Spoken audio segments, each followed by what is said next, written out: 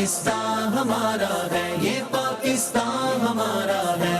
آزادی اللہ پاک کی ایک ایسی انمول نعمت ہے جس کا جتنا شکر ادا کیا جائے کم ہے، بالخصوص ایک آزاد وطن جس میں مسلمان مکمل آزادی کے ساتھ دین اسلام کی پیروی کو ممکن بناتا ہے۔ اسلامی اقدار کی پاسداری اور دین اسلام کی بہتر انداز میں ترویج آزاد ملک پاکستان کا خاصہ ہے، کیونکہ پاکستان دنیا کا واحد ایسا ملک ہے جو اسلام کے نام پر لاکھوں قربانیوں کے بعد 14 اگست 1947 کو حاصل کیا گیا۔ بڑی زرخیز مٹی ہے، حسین باغات پربت ہے،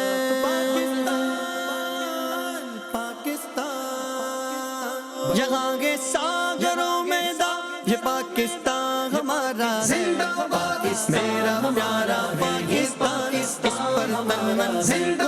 آزاد ملک پاکستان دنیا میں الگ مقام رکھتا ہے اور اسے اسلام کا قلعہ کہا جاتا ہے۔ وطن عزیز پاکستان میں مسلمانوں کو مکمل مذہبی آزادی ہے۔ مساجد اور مدارس سمیت دینی اداروں کی تعمیر، نماز کی ادائیگی، دین اسلام کی تعلیم کا حصول، مذہبی تہوار منانے کی آزادی، مذہبی رواداری کا فروغ، دین اسلام کی ترویج سمیت ہر اسلامی احکام پر بآسانی تکمیل الحمدللہ رب العالمین ہمارے آزاد ملک پاکستان کا خاصہ ہے۔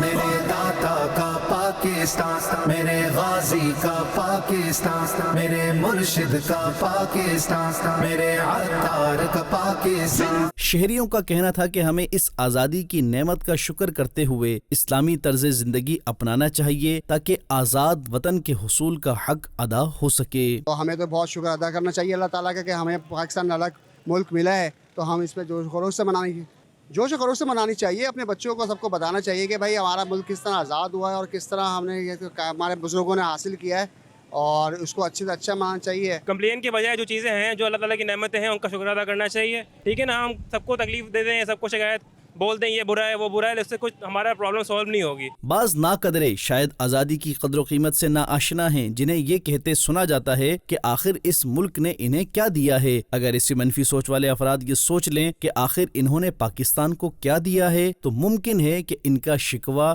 شکر میں تبدیل ہو جائے۔ البتہ ہمیں ہر حال میں آزاد ملک پاکستان کی قدر کرنی چاہیے اور اس کی تعمیر و ترقی میں اپنا کردار ادا کرنا چاہیے، اور یہی اس کا حق ہے۔